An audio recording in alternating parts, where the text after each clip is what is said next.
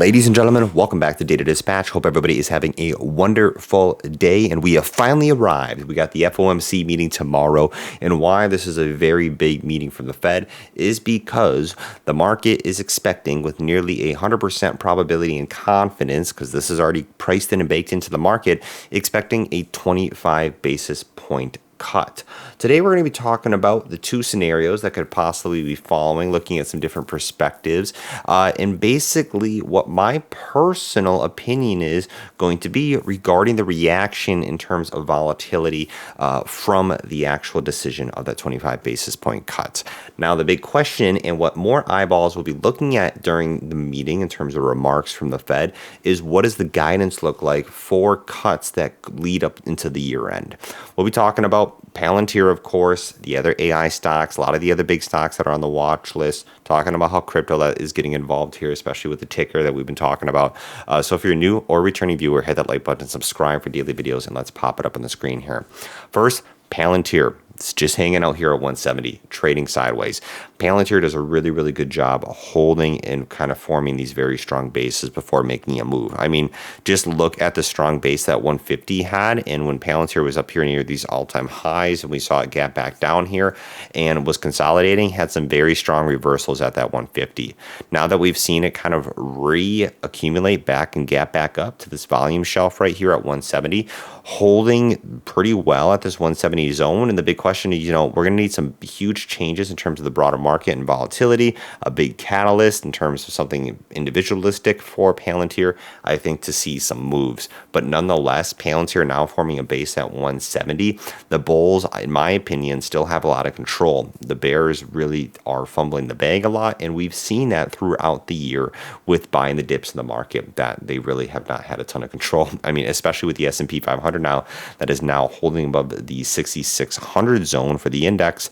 Things are looking quite strong.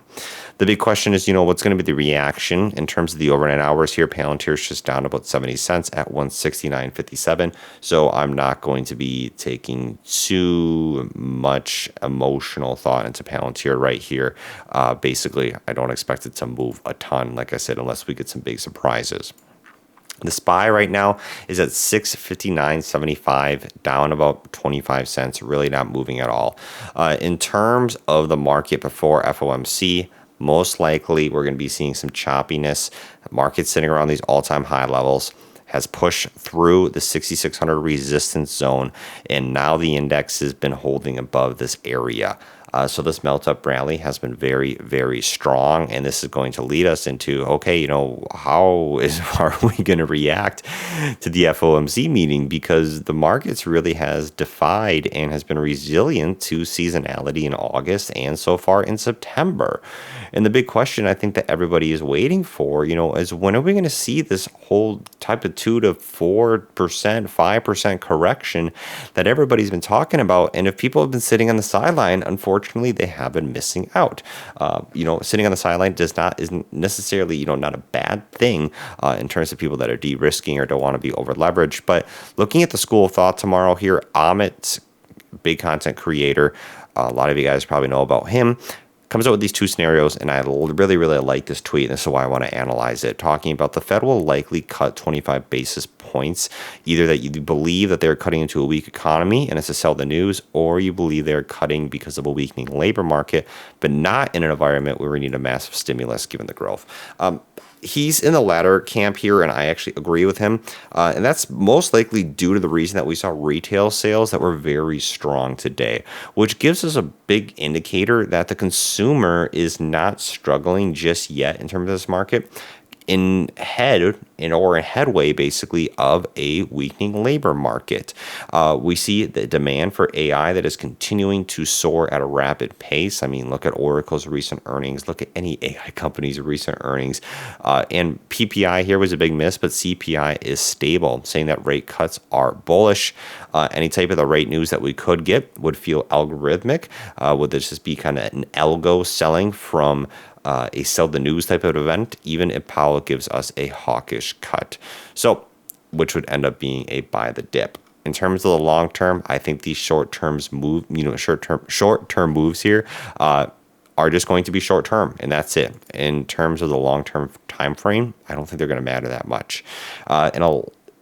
Basically, another big reason is because these rate cuts are basically fully priced in and baked into the market. So if everything just kind of goes in line with expectation of what the market's already priced in, that's where I don't expect a ton of volatility.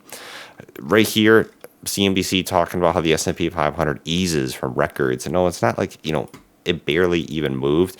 So the fact that the S&P has barely made any moves is pretty bullish. I got to go back here. So the fact that they have not, made any moves is pretty bullish. Yes, we see NVDA, Microsoft, Palantir coming down about, 1.6 to 1.2%. But with this 100% uncertainty, in terms of Donald Trump here picking to join the central bank, the Stephen Rand president is tempting, talking about the political tensions here. Nonetheless, let's talk about what's happened historically. So JP Morgan talks about on the actual Fed rate cuts this morning that when the Fed cuts rates with the S&P 500 within 1% of an all-time high, which is right now, it actually results in an average return of 15% over the next 12 months. And furthermore, according to the research, 1 month performance is more spotty with stocks ending lower 50% of the time. So 1 month performance, there's a coin flip, heads or tails, that we could have stocks ending lower over the next month performance. However, within the next 12 months, a 15% increase if the S&P 500 is within 1% of a rate cut. Wow. Which shows you here, historically, we can see some near-term volatility after Wednesday's rate cut. However, this is going to be possibly turning into a long-term opportunity if history repeats itself. If the trend line continues to repeat itself, and they even have an extension here saying that if history does repeat itself, the S&P 500 will hit 7,600 in September of 2026. And this puts us in the eyeballs of crypto. And the reason I want to bring crypto into this is because the last time that we had a rate cut in September of 2024, by the time we saw year end, Bitcoin and Ethereum made massive moves. Could this be another indicator that these Bitcoin and Ethereum here could be getting ready for a run? A lot of eyeballs are on Ethereum right now, specifically with the big stock that we've been talking about recently in the previous few videos, BMNR, with the chairman, Tom Lee. A lot of people like Tom Lee, and I personally like Tom Lee a lot, and he's a very well-spoken person. I love to hear what he has to say, and the way he talks about BMNR and the rotation in terms of the Genius Act, stable coin, and tokenization, all getting involved into Ethereum. Is Ethereum going to have its Bitcoin type moment? He calls it the 1970s moment, basically when the dollar decoupled from the gold from the actual gold standard. Right here at 55.93, the BitMine actual chart looks very, very nice. And one thing is we are seeing an insane amount of call volume that has came in today, specifically on BitMine. So personally, I do have a current leverage position on BitMine, and we'll see what happens. There is a lot of risk and volatility that does come with this just due to the FOMC. However, more of a long-term position. In terms of BitMine right here, it's hanging right now up about another 5% at 55.93. So take that with a grain of salt as you will. But, just looking to BitMine, doing your own due diligence research, personally, I really like that. We could do some whole independent videos on that, on how BMNR might be a very trendy and interesting ticker over the next few years. Other stocks that are making big moves, we've seen Oklo right here gapping back up at 95.83. Currently don't have a position in Oklo as it's on this current momentum run that's doing very, very well. But Oklo here at 95.83 looking very healthy. And another big one that we've been talking about is Hood at 117.38 has also been forming a strong base here. I think Hood is getting ready to make some big moves.